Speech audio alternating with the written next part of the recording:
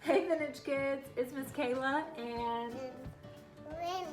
and this week we started a new series. We're all in Daniel, and last week you learned about what it means to live in exile, and this week you got to learn all about Daniel and his friends and what they were doing in exile. You learned about how they didn't want to eat the king's food because they were following their beliefs, and how they trusted in God, and how God carried them through in that trust, which is really, really cool. But as we learned about that background and we learned about Daniel, we saw that he was living in exile in a city. And sometimes it's really hard when we are reading a story in the Old Testament to picture ourselves in that story and to figure out how do we fit in with that story. So our craft today is going to help you do that. So you're going to need a few things. You're going to need a piece of white paper. We got a really big piece. We could do our craft a little bit bigger. You're going to need some glue or tape.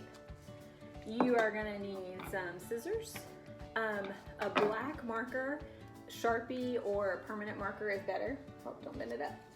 And then something to color with. So Winnie's going to be using paint. You can use markers, anything like that. And then if you have one, an old picture of yourself, but if not, you can draw a picture of yourself. So the first thing that you want to do is you're going to take your white paper and you are going to outline a picture of your city, whatever city you live in. If you're a really good artist, or if your parents are a really good artist, you can take a look at the picture of your city. So we just took our white paper, let me hold it up. And so we drew an outline of some big city buildings in Raleigh. Notice it's all in black and white, because what you're going to do next, let me hold this piece, is you are going to color or paint. So what Winnie's going to do next is she's going to take her watercolors, and Winnie, you're going to go ahead and paint that city. So get some of your colors. There you go, and give it some paint. So she's going to put some life to her city, okay? So while you're doing that, while you're doing the background, and parents, feel free to do the outline and then let your kids, your younger kids, paint it. But older kids, you can do the background and then go back and put color in. So it's going to look really neat.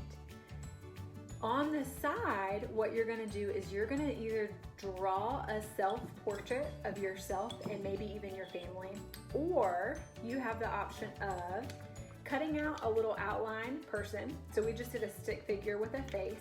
And then you can get a picture with your parents' permission, because parents don't really like pictures to be cut up without their permission, right? So you can get a picture, and then you're gonna cut out your face. So I got a fun picture of Winnie that we had two of, and I'm gonna cut it out.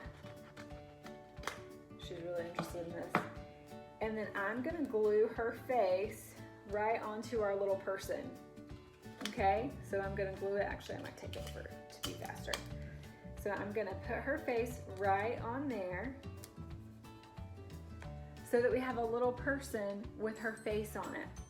When we're finished, we're gonna stick her person right in the middle of her city so that she can see herself as a person loving Jesus right in the middle of her city. So we wrote the name, we wrote Raleigh at the top. We're gonna have a really pretty abstract picture of the city, and then we're gonna have her right in the middle of the city.